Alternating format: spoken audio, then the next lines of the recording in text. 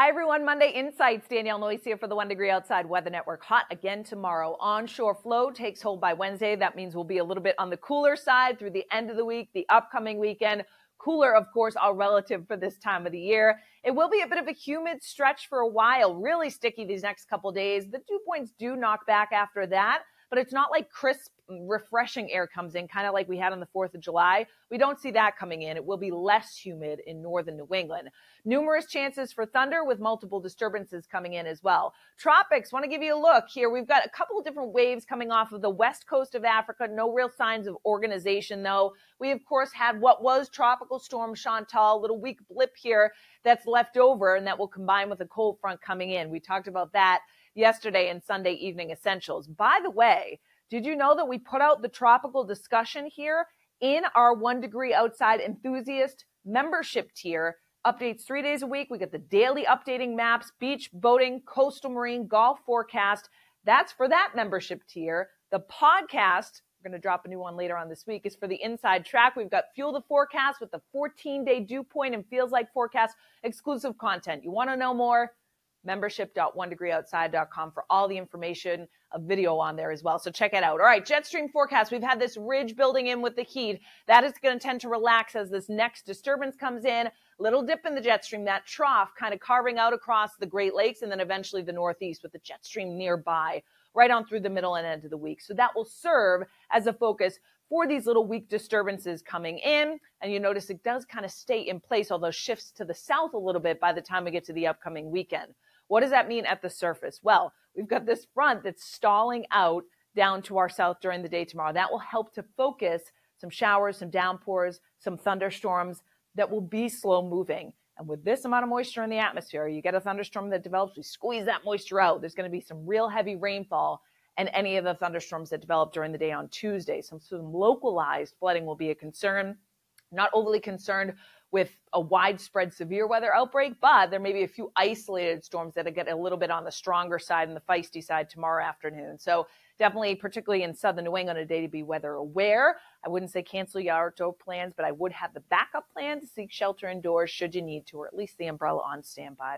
That front is to our south. We've got a weak area of high pressure building in on Wednesday, but another disturbance back to our west will slide south of us on Thursday.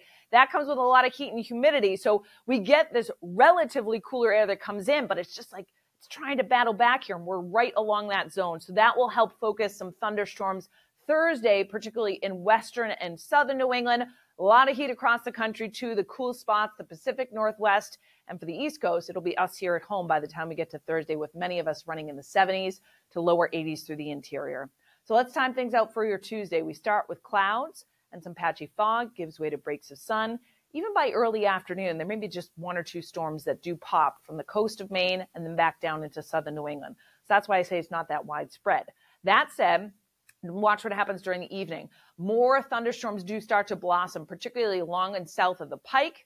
They will contain heavy rainfall. They'll be slow moving. So you've heard Matt and I talk about it before when you get training thunderstorms, heavy rain over the same spots kind of over and over. So that's going to raise the risk for some isolated, localized flooding to occur, particularly tomorrow evening, southwestern New England, western Connecticut, western Massachusetts. So some of these come through during the overnight as well. A rumble of thunder, heavy rainfall. Wednesday morning, many of us are drying out. Some of those showers will be pushing offshore. There still may be an isolated shower or thunderstorm around on Wednesday, kind of along that sea breeze boundary, that wind that comes in off the ocean. Overall, Wednesday's a fairly quiet day. And then Wednesday evening and night, we may get another round that comes in. So it's all with this front that kind of stalls off to our south, and then the next disturbance comes in after that. So high pressure, a weak area of it does build in. The air around high pressure blows in a clockwise direction. So it brings that wind in off the ocean during the day on Wednesday. And so that's why we're on the cooler side of the front. After the heat peaks today and for Tuesday, we get cooler temperatures. Thursday, still that onshore wind, but the humidity is trying to push back. We still get that sticky air in place. So a number of downpours and thunderstorms will crop up. Again, no day really looks like a washout, but there'll be very hit or miss, kind of classic summertime, southern New England on Friday as well. So it is a bit of an unsettled stretch with numerous thunderstorms around. You can track it all, of course, with our app, Interactive Radar, sponsored by CrackX. Great tool to have. We got our videos right at the top, the hourly, the 14-day forecast, the Send to Us tab as well. High temperatures, Near 90 again tomorrow, cooler to the north. The wind should be light enough. It starts to come in onshore. So it's almost like a backdoor front that comes in and stalls out.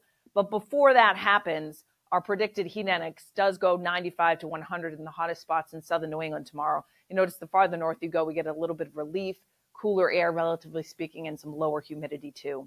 Tomorrow night, it's still a little muggy, low clouds, a downpour, a rumble of thunder through the overnight, 60 or so in northern New England, most of us in the mid to upper 60s in southern New England.